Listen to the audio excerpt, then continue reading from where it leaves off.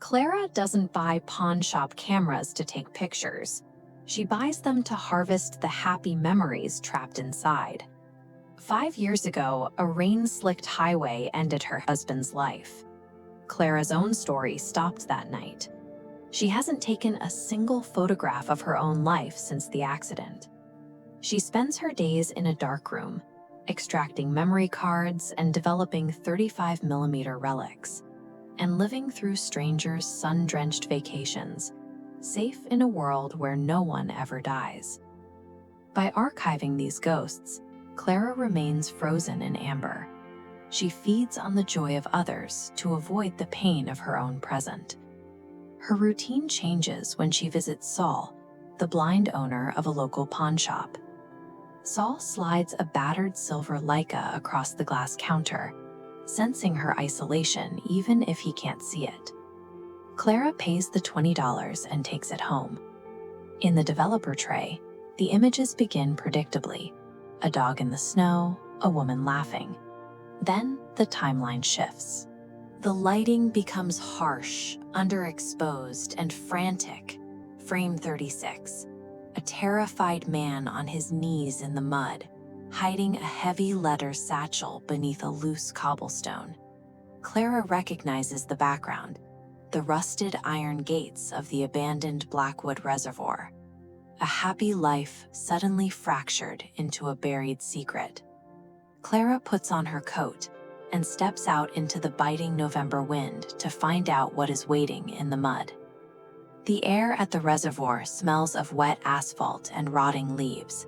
It's a sensory shock to Clara, whose world has been limited to the smell of acetic acid and stale coffee for 5 years. She digs until her fingernails bleed, pulling a leather satchel from the damp earth. Inside, she finds no money, only a bundle of letters bound in twine and a single unspent silver bullet. A shadow falls over her. Standing on the embankment is Elias, the man from the photographs. He is a hollow shell of his former self, gripping an iron wrench. He wants that bag back. Clara clutches the satchel and runs. Her lungs burn as she dives into the city's labyrinth, losing Elias in the neon-lit chaos of a crowded subway station. Digging up the past is never a controlled experience.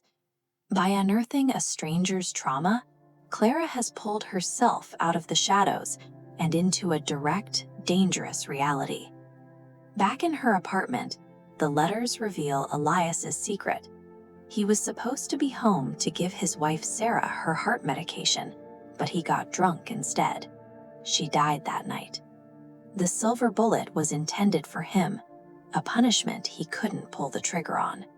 He buried it along with the camera to bury his guilt. But Clara notices something in the pile. The final envelope isn't written in Elias's frantic scrawl. The handwriting is elegant and delicate. It was written by Sarah. This is how Elias became trapped. He assumed his wife died hating him, which fueled a loop of self-punishment. He buried the letter unread, bypassing the actual truth hidden within her final words. Elias is hunting the satchel for that bullet. If he gets it back, he will use it tonight. Clara waits in the shadows of the pawn shop. At midnight, the lock rattles. Elias stands in the doorway, soaked in rain and shivering. He ignores the letters Clara has placed on the counter. His focus is singular. He reaches straight for the silver bullet. Elias flicks open a brass lighter. He brings the flame to the letters, intending to let the past turn to ash. Clara slams her bare hands onto the burning paper. She doesn't pull away, even as the searing pain radiates up her arms. She smothers the fire to save Sarah's final envelope. As she pulls the unburned envelope from the pile, the emotional numbness Clara has lived in for 5 years is gone, replaced by the sharp, agonizing sting of her own skin. Clara slides a photograph across the glass. It's a frame Elias didn't know existed. He isn't abandoning his wife. He is asleep in a chair by her bed, exhausted but fiercely devoted. Clara reads the letter. Sarah writes, I know the mistakes you think you've made, but you did not fail me. Forgive yourself. Live. Both of them realize that their guilt was a protective fiction, a way to avoid the terrifying prospect of moving forward without the people they loved. The silver bullet hits the wooden floorboards and rolls into a dusty corner.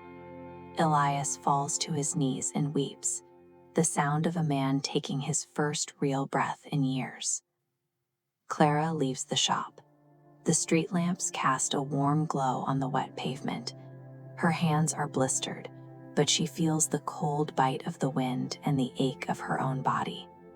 She reaches into her pocket and pulls out her own digital camera, the one she hasn't touched since her husband died. She raises it to the city skyline and presses the shutter, capturing the first light of dawn.